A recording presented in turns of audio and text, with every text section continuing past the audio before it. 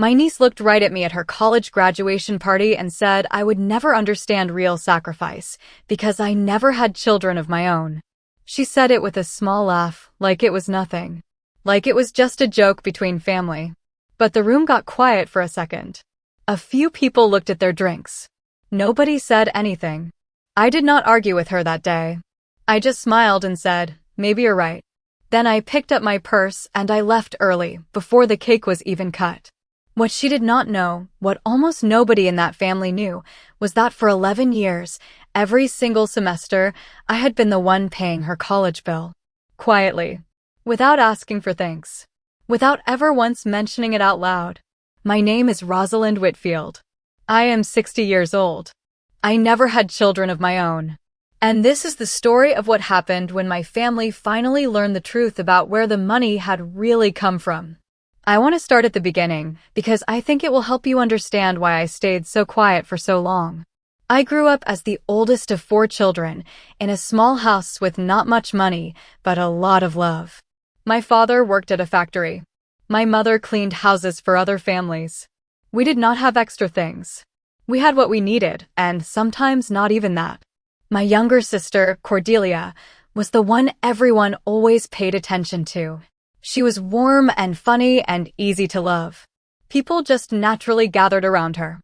I was the quiet one. The one who did her homework early. The one who got good grades but never made a big fuss about it. I did not mind this most of the time. I loved my sister. I still do. Cordelia married young, at 22, to a kind man named Desmond Ashford. They had a daughter together 2 years later. They named her Marisol. I never married. This was not because nobody ever asked me. There was a man once, when I was in my late 20s, someone I loved very much. But things did not work out the way I had hoped, and after that, I put most of my energy into my work instead. I became an accountant. Then, over many years, I built a small but steady financial planning business of my own. I was careful with money. I always had been, even as a child. I saved more than I spent. I invested wisely. By the time I turned 40, I had built something solid for myself, even though almost nobody in my family knew the actual numbers. I never had children. I want to be honest about how that felt, because it matters for this story. For a long time, it was a quiet sadness I carried, one I did not talk about much, even with people close to me. As the years passed, I made peace with it in my own way. I built a life that felt full, even without children in it. I traveled. I read. I had close friends. And most of all, I loved being an aunt. Marisol was born when I was 34 years old.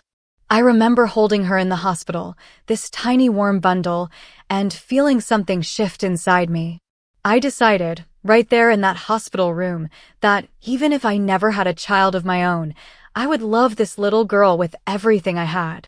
And I did. For years, I was the aunt who showed up. I was at every birthday party.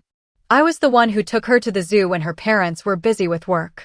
I was the one who sat with her for hours teaching her to read, patient in a way maybe only someone without their own children can be, because I did not have 3 other kids pulling at me at the same time. I gave her my full attention, every single time. When Marisol turned 12, something happened in her family that changed everything. Her father, Desmond, lost his job when the factory he worked at closed down. It was a hard year for that family. Cordelia picked up extra shifts at a diner to help make ends meet. Desmond eventually found new work, but it paid much less than before. Money became tight in a way it had not been before. I watched my sister struggle that year, and it hurt me deeply. I offered to help where I could. I paid for Marisol's school supplies 1 year. I covered a summer camp another year, telling Cordelia it was a gift, nothing more. I never wanted my sister to feel like she owed me anything, or like I was keeping score. I just wanted to help, quietly, the way you help family. When Marisol turned 16, she started talking about college. She was a smart girl, hardworking, the kind of student teachers wrote long, kind notes about. She dreamed of going to a good university, one that could really open doors for her. But Cordelia and Desmond, still recovering financially from those hard years, were honest with her. They told her they simply could not afford the kind of school she was dreaming about. Not without a huge amount of debt that would follow the whole family for years. I remember the night Cordelia called me, crying softly on the phone, telling me how heartbroken she felt that she could not give her daughter this chance. I sat on my couch, listening to my sister's voice break, and I made a decision that night that would shape the next 11 years of my life. I told Cordelia I wanted to help. Not with $200 here or $500 there, the way I had before. I told her I wanted to set up a real college fund for Marisol, one that could cover most, maybe even all, of her tuition and expenses, wherever she chose to go. Cordelia was stunned. She asked me more than once if I was sure. She knew I had built something solid for myself over the years, but she also knew I had worked incredibly hard for every bit of it, and she did not want me giving away something so large without fully understanding what it meant. I told her I was sure. I explained that I had no children of my own to save for, no one else depending on my savings the way a child would. I told her that helping Marisol get an education felt, to me, like one of the most meaningful things I could possibly do with the money I had worked so hard to build. It was not charity. It did not feel like a burden. It felt like purpose. There was one thing I asked of Cordelia that night, though, and I want to explain why. I asked her not to tell Marisol, at least not yet, that the money was coming from me. I did not ask this because I wanted to hide anything shameful. I asked it because I did not want Marisol to grow up feeling like she owed me something every time she looked at me, or like every school project and every good grade had to somehow prove she deserved the money I was quietly giving her. I wanted her to simply be a kid, without that weight on her shoulders. I told Cordelia we could tell her the truth someday, when she was older, when it made sense. Cordelia agreed, though she cried again on the phone, this time from gratitude instead of worry. I want to explain, briefly, how the money actually worked because it matters later in the story. I did not just hand Cordelia cash whenever bills came due. I worked with a lawyer I trusted, a careful man named Bertram Okafor, to set up something called an education trust in Marisol's name. Money went into that trust regularly, every single month, starting when Marisol was 16 years old. The trust was structured so that it could only be used for education expenses. Tuition, books, housing near campus, things like that. Every single payment that came out of that account went directly to the school or to approved education costs, with a clear paper trail behind it. Bertram kept detailed records the entire time. I did not know it then, but those records would matter enormously years later. Marisol got into a very good university. When the acceptance letter came, and when the first tuition bill arrived a few months after that, Cordelia and Desmond told her, simply, that they had worked it out with some help from family savings. It was not exactly a lie. It just was not the full truth. I did not push for more than that at the time. I trusted my sister to decide, with her husband, how and when the full story should come out. For the next 4 years, through Marisol's entire college experience, the trust quietly covered her tuition, her housing, her books, almost everything. I never once mentioned it to her directly. When she called me, excited about a class she loved, or nervous about an exam, I simply listened, the way I always had, the way any aunt would. I never once said, by the way, I am the one paying for this. It never even crossed my mind to say it. I did not want thanks. I wanted her to have the future she deserved. After Marisol finished her first college degree, she decided she wanted to keep going into graduate school to become a physical therapist. This meant 3 more years of school and considerably higher costs than her first degree had required. Cordelia called me again, this time less shocked, more simply grateful, and asked if I would be willing to continue supporting her daughter through this next stage. I said yes without hesitation.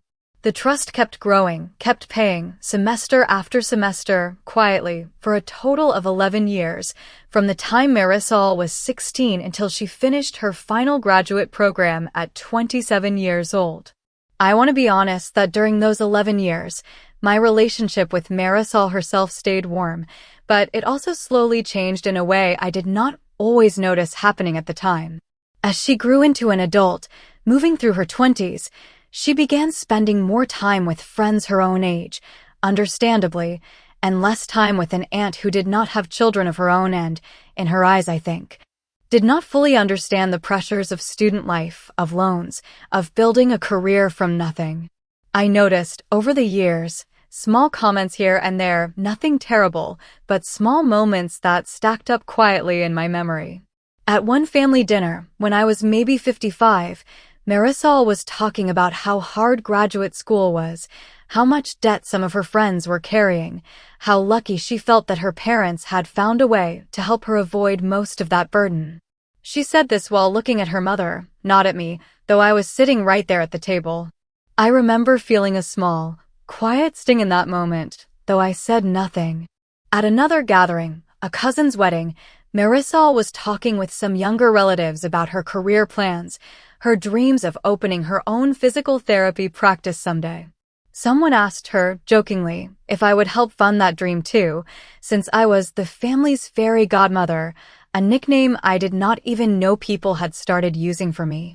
Marisol laughed and said, "Aunt Rosalind's sweet, but she doesn't really get what it's like, you know? She's never had to sacrifice for a kid. It's easy to be generous when you don't have your own family depending on you." I remember that comment more clearly than almost anything else in this story, because it was the first time someone had said, out loud, in front of others, something that suggested my life without children somehow made my care my effort. My quiet years of steady support, less real, less understood, less earned. I did not correct her. I still did not want to reveal the trust, not because I was ashamed of it, but because I still believed, even then, that Cordelia and Desmond should be the ones to choose the right moment to tell their daughter the truth. The comment that finally broke something loose in me came 2 years later, at Marisol's graduation party, when she finished her final certification and officially became a licensed physical therapist. The party was held at Cordelia and Desmond's house, with maybe 30 family members and friends gathered in the backyard, celebrating.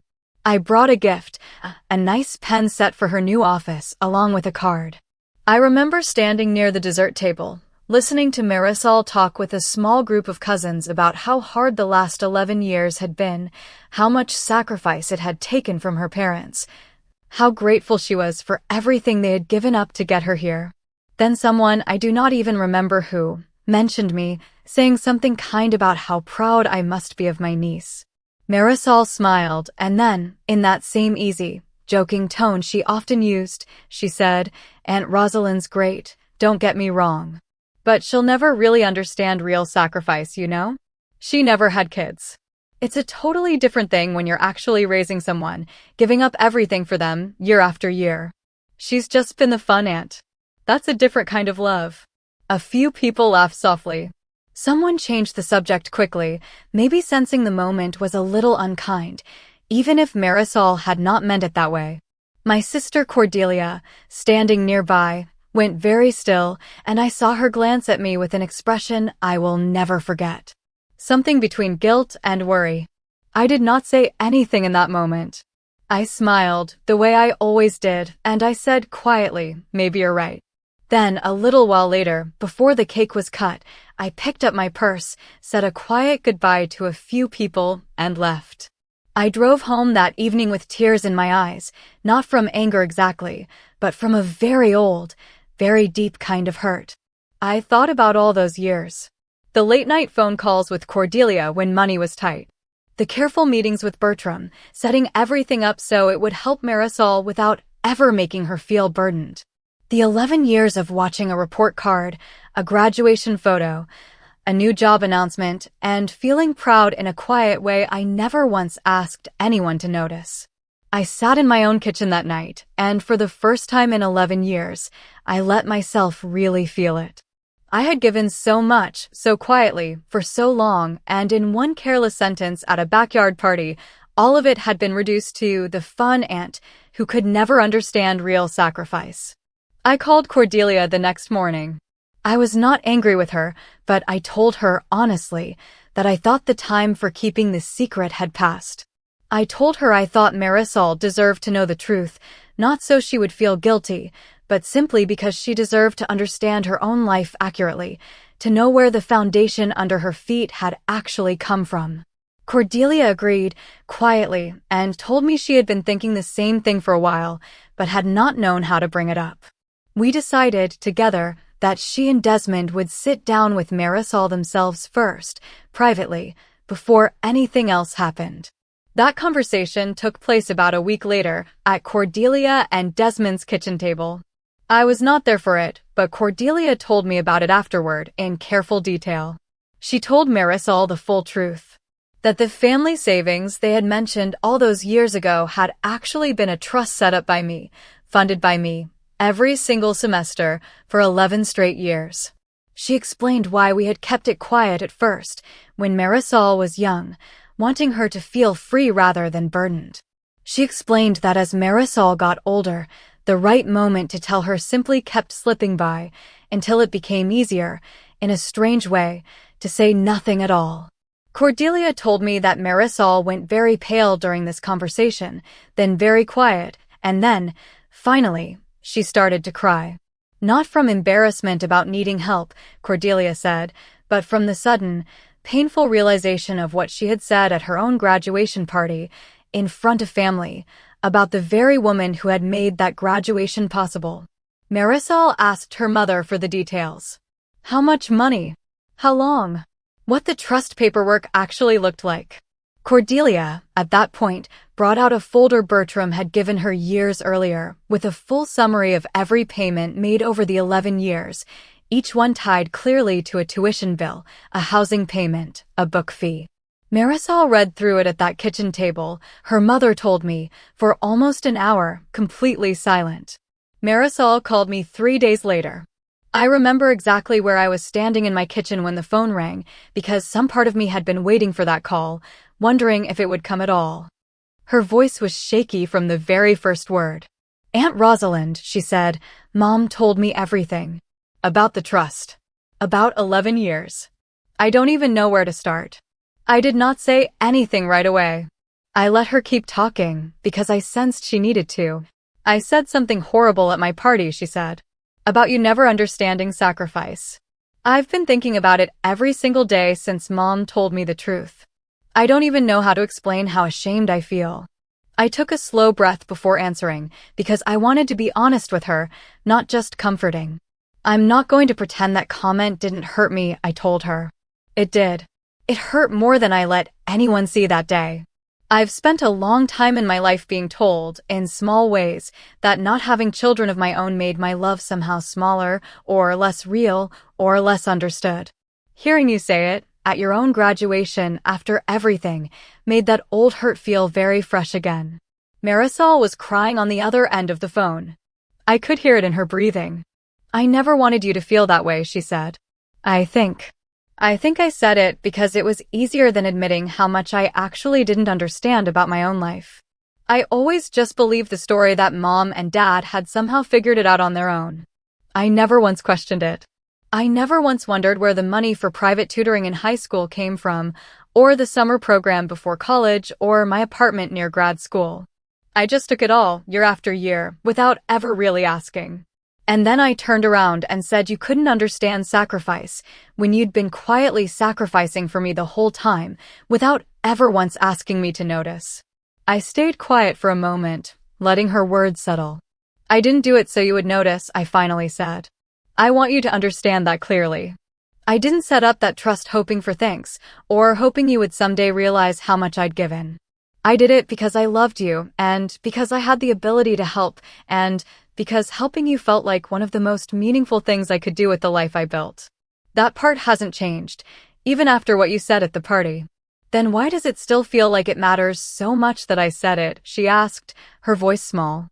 Because, I told her, even people who give without expecting thanks still need to be seen clearly by the people they love. I never needed you to worship me for the trust, Marisol. I just needed you to not stand in front of our whole family and tell me my love for you was smaller or less real, simply because I never had children of my own. Those are two very different things. We talked for a long time that day, longer than we had talked in years, honestly. Marisol asked me questions she had never asked before. about my own life, my own choices, why I never had children, whether I had regrets, what it actually felt like, all those years. To give so much quietly and receive so little visible recognition in return. I answered her honestly.